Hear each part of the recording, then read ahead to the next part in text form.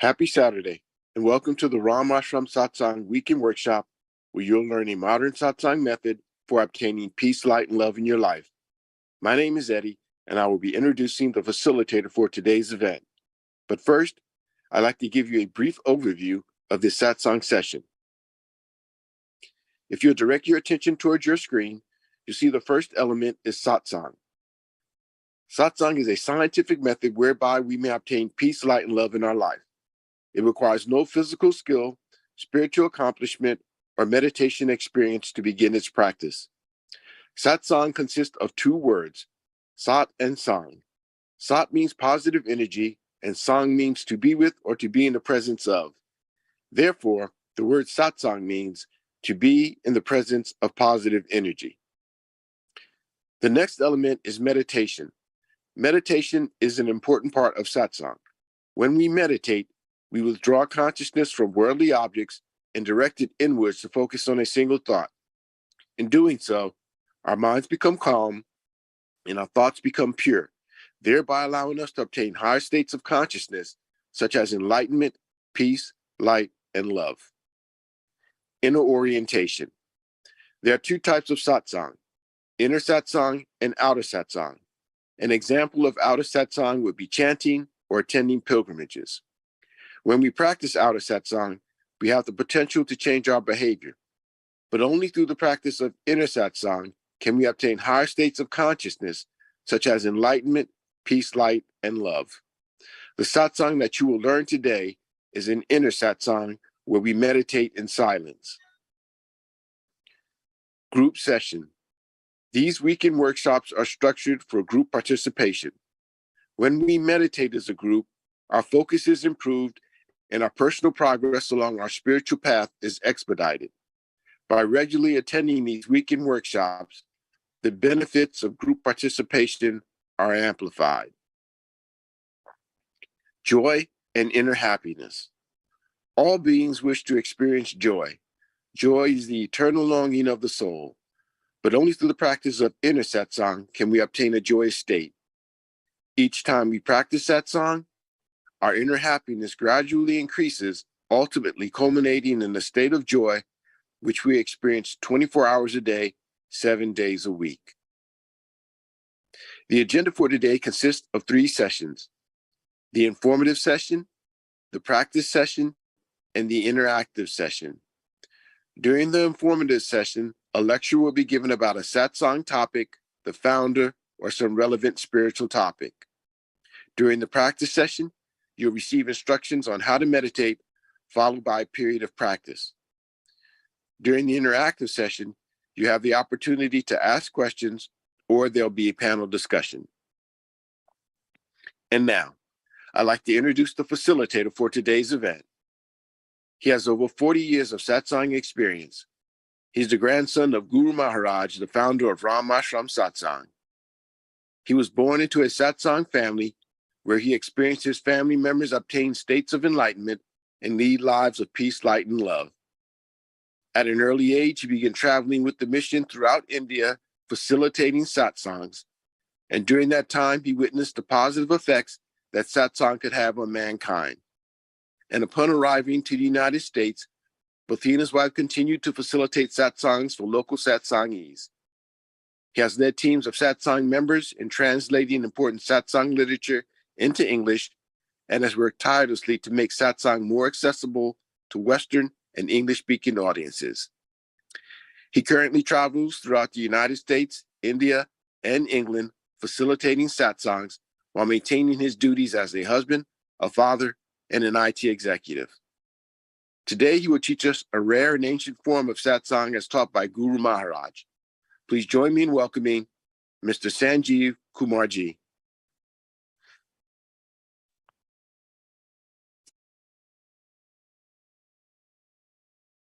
So good morning, everyone. We're actually happy Saturday because people are in different time zones. So I'm continuing. I think this is probably the third week, the discussion about the monkey mind. And this question comes up again and again and again. I can't meditate, I can't concentrate. I try and and that causes it's not just the beginners. This question comes up for even people who have been practicing. So what should be the, it becomes quite a task. And I was going through a book, if I was to translate in English, would have been Self-Realization: A Journey by Panditji Maharaj, who actually started me into this practice some 4 decades ago. So I was born into a Satsang family, and my grandfather started this in 1930, but Panditji Maharaj was one who traveled a lot in India, and got this to become where it is now in India and abroad as well. So he basically, in one of the chapters in the book, talks about, when people say that I can't concentrate, I try and it doesn't work. So he just pointed out, illustrated, and as Eddie, and thank you, Eddie, for the overview. One of the tenets of satsang is inward orientation. Peace is not outside, it's inside, the joy. If you try to find in the outer world, the research has shown you're complete, you're within, you will find all that you need in terms of feeling the joy that is beyond, that transcends the world. So the first point hits right there. It's like one of our 5 senses becomes overpowering. So when you try to meditate, you are trying to look inwards, but all the 5 senses are, by their nature, making us interact with the world, making us outward. So the question is, okay, for 23 hours, 23 and a half hours in the day, if you want to do that, that's fine. At least during the meditation, can we stop that? And what happens is, when one of the senses is overpowering, we can't do that. So he basically asked a few questions there, that who's the boss, who's in charge? Do you think that you really are as free as you say you are? Are you in control, right? Is your consciousness taking charge or not? Are you, or your consciousness is caught up in the clutches of your mind? Mind and brain should operate under the guidance of your consciousness, but then, that's not the case. And then we talked about this last week. There are 3 energies. So point number 2 and 3 is, so there are 3 energies. I have talked about that. Like, there are days when you wake up and you find amazing meditation, amazing, connection, feeling the presence, all the good stuff. The feeling of joy is very, very,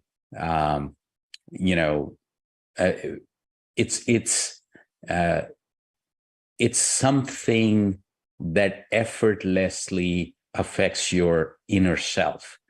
But then there are times when you close your eyes and a movie like situation happens, where you close your eyes and, there are thoughts, there are almost like you see things which you have seen before, not seen before. So it's like instead of peace and quiet and concentrated state, you see there is um, lots of activity within your mind, and that. So my father used to talk about this, that people think that that's not a good state, but according to him, it was like when you try to clean the room, the dust that was settled gets unsettled, and you feel it's worse than before. But if you continue the process of cleaning, you will find it to be more clean. So if in meditation you are seeing, a barrage of thoughts, almost uncontrolled, so those phases come. Those are also in Sat, Raj, and Tam. Those are the three energies. So Raj is where passions and ambitions are on the rise, which is all good. But again, the thing is, I want to meditate for 15 minutes. Can I get out of that mode? And sometimes you cannot. And that, I think, is the effect of that, energy, which is a blend of positive and negative. But then sometimes negativity is on the rise within, and we say, oh, it got triggered because this or because of that or because of a person or a situation. But at the end of the day, if that is happening, that also would not let us, focus, concentrate, meditate. Typically, this third energy, how it affects your meditation is like you close your eyes and it's all dark. It's all, sometimes it's like so much lethargy. I don't want to sit for meditation. I would rather sleep than meditate. And all that is when the negativity is on the rise. So all that we had discussed now, anger, lust, greed, worldly attachments, and ego. Oh, so if my five senses were at least, to some degree letting me concentrate, I look inwards, and lo and behold, there's more. This story I read some weeks ago, and I think I had talked about it in one of the sessions, but very, very interesting. So it talks about a monk who went, all the way, he said, like, I want to go to the monastery. I want to focus on, a meditative lifestyle and so on and so forth. And that person goes there and finds that everybody else there is so superficial. It's like they're talking about all these things. And so much so that anger, he became very angry. Like, these people are not letting me meditate. And it became, slowly it grew into a much bigger thing. And one day he says, like, I can't meditate here. There are too many people. I would rather go to an even more secluded place. And he takes so there was a lake nearby. He takes a boat and rows the boat into the middle of this huge lake. And he says, like, this is the place I want to meditate. This is quiet. I think, and he closes his eyes and, and is feeling great. And then suddenly he finds like there is a big thud. He's like, even here. And that continues. So he, keeps his eyes closed, and he is like trying to, continue to focus. And he's like, and then there is another. So the boat is, shaking. There is another noise, big noise. So he can't, so suddenly he feels that there is this anger within that rises, like, people don't leave me even here. There's like, I can't even sit and meditate in the middle of this lake. Um, and, uh, and,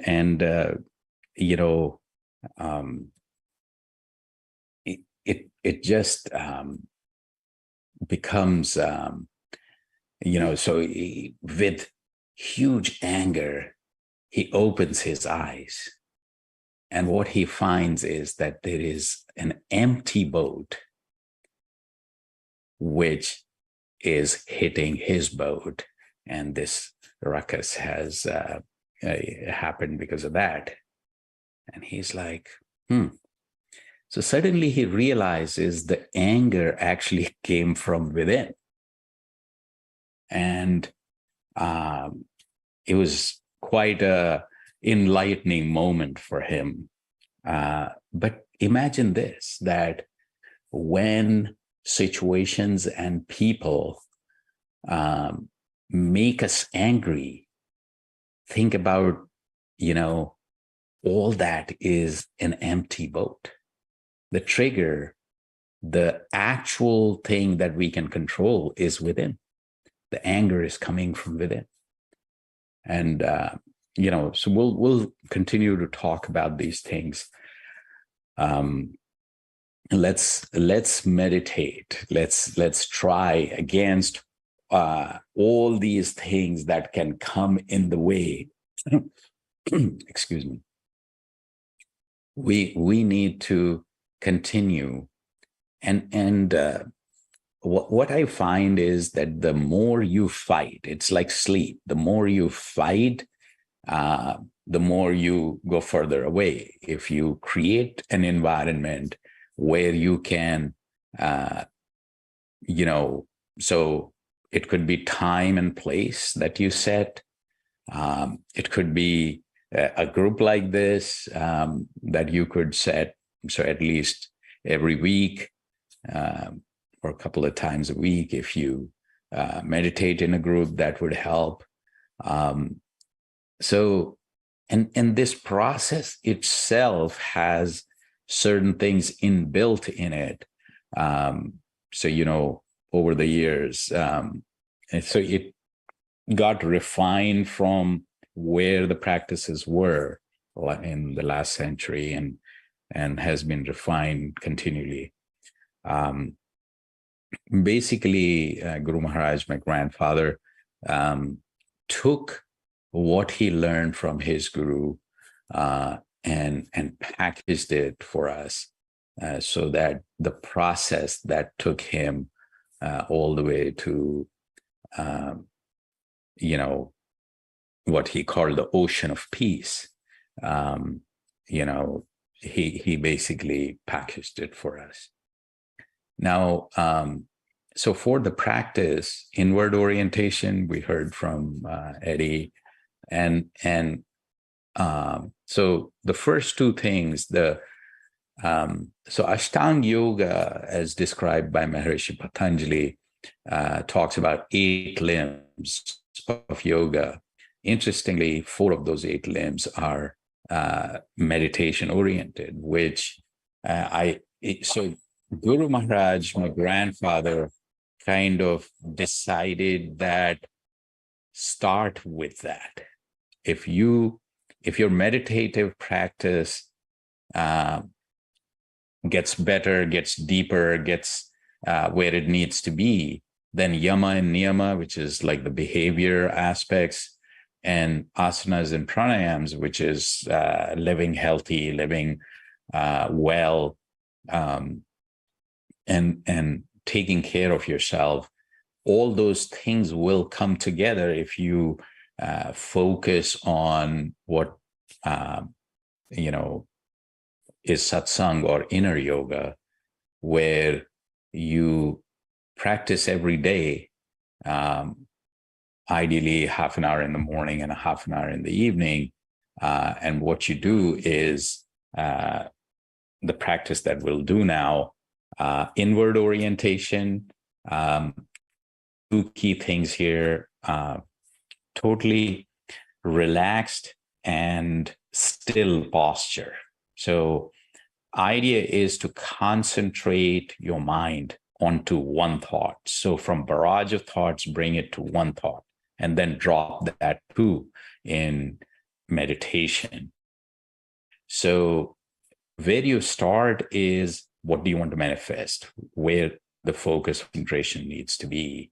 What's the object of concentration? So here we meditate on transcendental energy in form of light.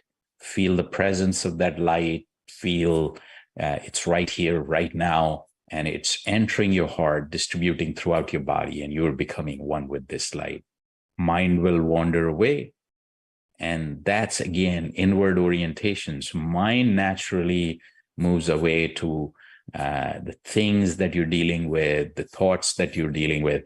It goes away, you just bring it back. So that's inward orientation again. So inward orientation, bringing the mind back to this one thought and one thought alone, manifest this transcendental energy, is the concentration aspect, the dharana. So focus on the presence, feel the presence of this transcendental energy in form of light in front of you, entering your heart, distributing throughout your body, and you're becoming one with this light. So for inward orientation, still posture, relaxed and still posture, eyes lightly closed. Again, for the same reason, sensory input, distraction, mind. We want to minimize the distractions of the mind for the time of meditation.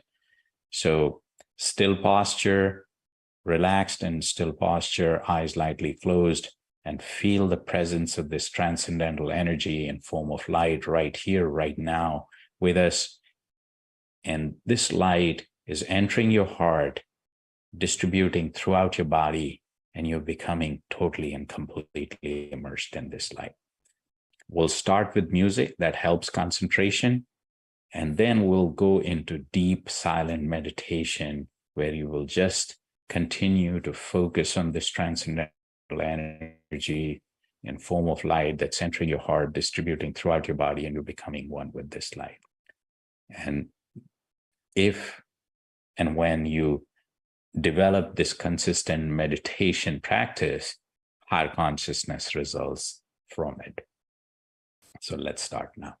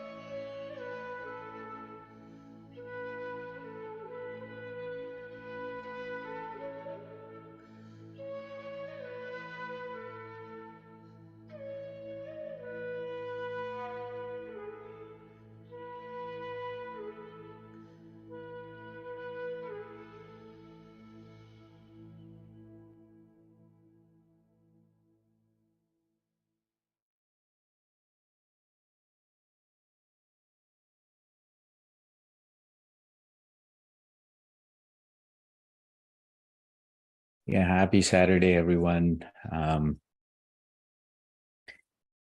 So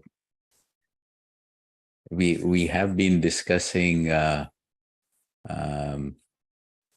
the monkey mind, and I was thinking, you know, I want to hear from everyone who is getting, you know, uh, challenged with that, so that we can, you know, carve out some ways and in which we can tackle that. But today, I think Parul, my daughter, is here. So, you know, this is more interactive session. So, Parul, you had been talking about the collective energy, and uh, in today's world of social media and all the barrage of information, how would you tackle the monkey mind?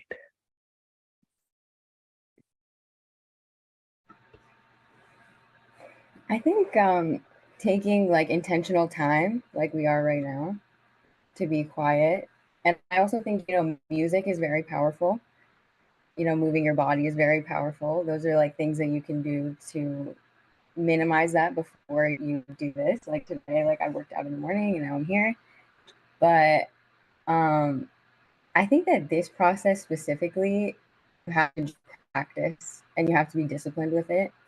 So, take the first week, the first month lightly as you're like getting eased into meditating. But then once you do it consistently, it's like anything else in life. You actually like build this routine and you know that you're going to be like being able to do 5 minutes and then 10 minutes and then 30 minutes and then even 1 hour.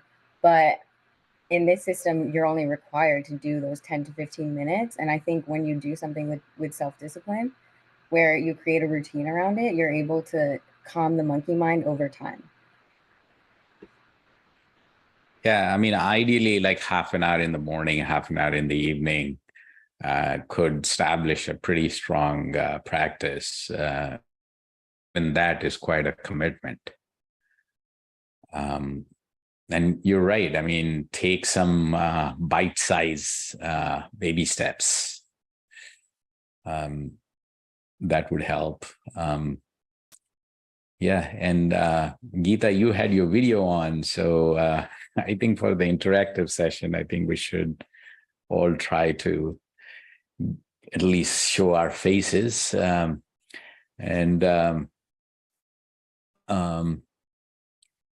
yeah, continuing that discussion. Any other thoughts, Eddie, or Arvindji, Shivangi, Onkar?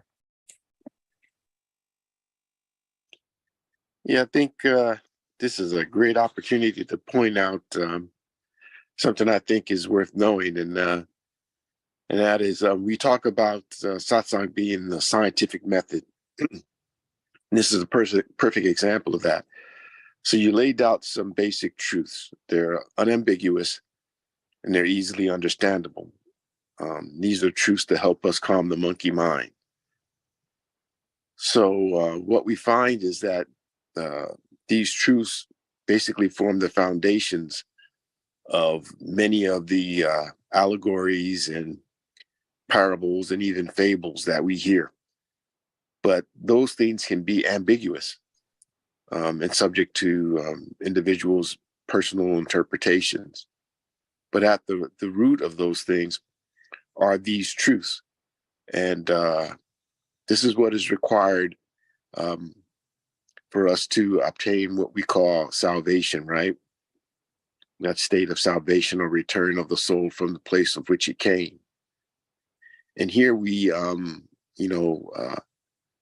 we see, again, we see what those truths are. So if you go back to some of these allegories, these parables and so forth, and you apply a little bit of wisdom and some of these truths that you learned today, you'll find that what we did indeed learn today are the source of those parables and allegories.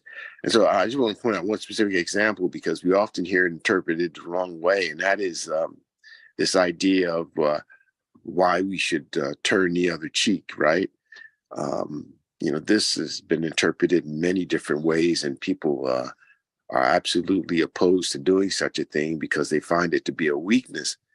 But now, if we look at what we learned today, if we want to have that, the ultimate goal is salvation. So if you believe that's what you want to have a calm mind. You want to defeat the monkey mind. So how do you do that? Well, you have to turn the other cheek so that you're not affected by people's insults, right? We learned that today. And so when you apply, again, these truths to these allegories and parables that you've learned, then you have a clearer understanding of what they truly mean. And so now you can see why it said, turn the other cheek, because it's going to help you calm the monkey mind so that you can achieve your ultimate goal of salvation. And so the point that I just wanted to make today is that these truths that we learned are basically in many different religious practices and scriptures and so forth, but they're just told in the stories of the Bible and other religious scriptures in terms of, allegories and parables, but they apply to basically what we learned today. They're just ambiguous, and what we learned today was not ambiguous. It's very unambiguous. So just keep that in mind. And, when people start to, talk about some of these other things and in a wrong light, then maybe you can turn them in this direction where they understand it a little bit more at a deeper level, and it just makes everyone's lives a little bit better.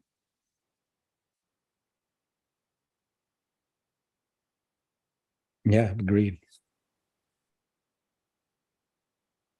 So, Arvindji, anything you would like to add to that? Namaskar, Bhaiya, and happy Saturday. And it was so good to hear Parul Beti. And, everything you say is so helpful to all of us. And we're fortunate to be here again. I was just thinking in terms of monkey mind, as Parul Beti said, physical exercise and allowing yourself to calm your thoughts, before meditating for a short period, as you said, for 30 minutes. And one other thought that comes to my mind, by the way, that empty boat, as in, it's such an important parable. You once said that you would complete the story, and you did today. So that's brilliant. In that way, as Papaji used to say, observe your thoughts. And that's another way, perhaps, because don't fight with your thoughts especially when you're, in the process of sitting down and meditating. Do not engage with them thoughts. Don't struggle with them. Try and observe them from a distance, like a mill, the old style mill where everything else is rotating, but the central axis is a constant, so that came to mind. But if I may read very briefly, what we spoke about heartfulness, because we spoke, if you recall, Sanjeev Bhaiya, about, transmission and heartfulness once, now, if I may, with your permission, one paragraph. Yeah. So this was published by University of Karolinska Psychology Department, the Yogic Perspective, an introduction to heartfulness. So it goes on to say, heartfulness starts with the meditation supported by yogic transmission. Transmission has been defined as divine energy from the source that may be used for transformation of the human being. Here, we're not speaking of physical transformation, as our bodies are limited by our genetic makeup. On the mental level, there are fewer limitations, but it is on the spiritual level that there is infinite scope for growth. Transmission is the nourishment that allows such unlimited growth. Transmission was rediscovered by Babuji's teacher, Sri Ram Chandra, and this is published by Karolinska University. So transmission was rediscovered by Sri Ram Chandra, and who was known as Lalaji. Transmission makes meditation dynamic, bringing awareness and expands consciousness. And you were speaking, Puj Bhaiya, of higher consciousness, allowing that process. So it expands consciousness during meditation. But to me, in my humble thought, it's easy to read that paragraph, but transmission requires Guru, Satguru. Without Satguru and Guru's grace, ain't nothing gonna happen. So doing meditation on one's own is a good idea and it's a good start. But at some point in time or some point in one's life, if one is fortunate enough to have the presence of Guru, Sadguru, in the form of father, brother, sister, as our satsang says, you're my brother, Puji Papaji is my Papaji, and if that happens, hopefully some transmission one day. No. So actually, Parul, you talked about the collective energy a couple of weeks ago when we were in Connecticut. And Lalaji Maharaj, so just to be clear, we're talking about Guru Maharaj's guru, so my grandfather's guru, Lalaji Maharaj. So he kind of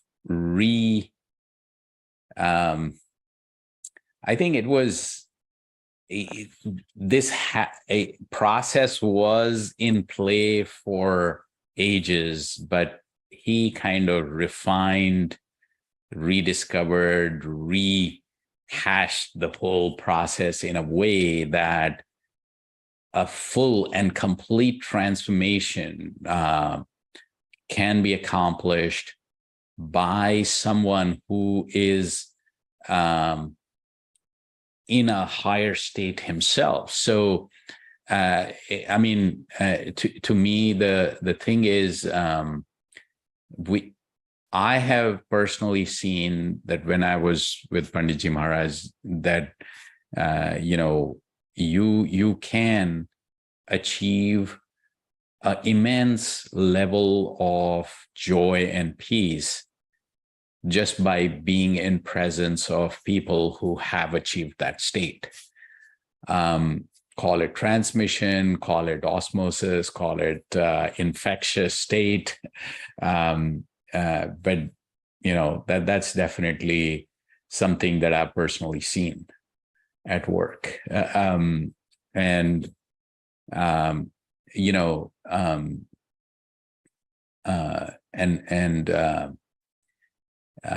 Thanks, Jeff. And I definitely feel that there are so many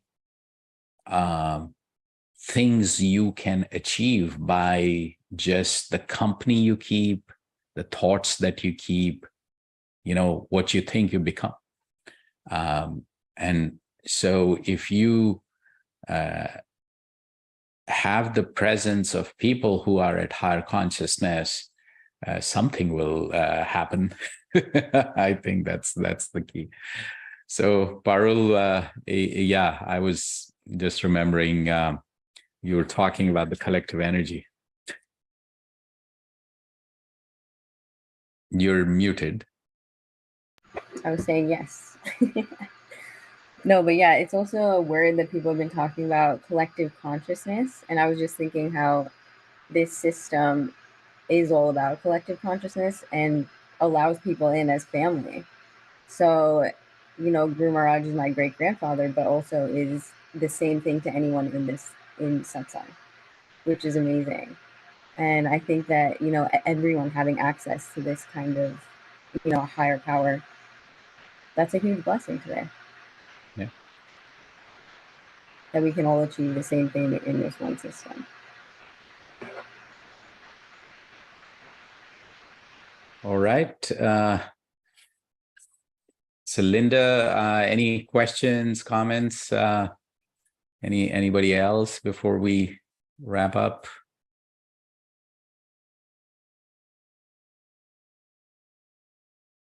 So, so I would go back to Eddie, if you could wrap up the session for us today.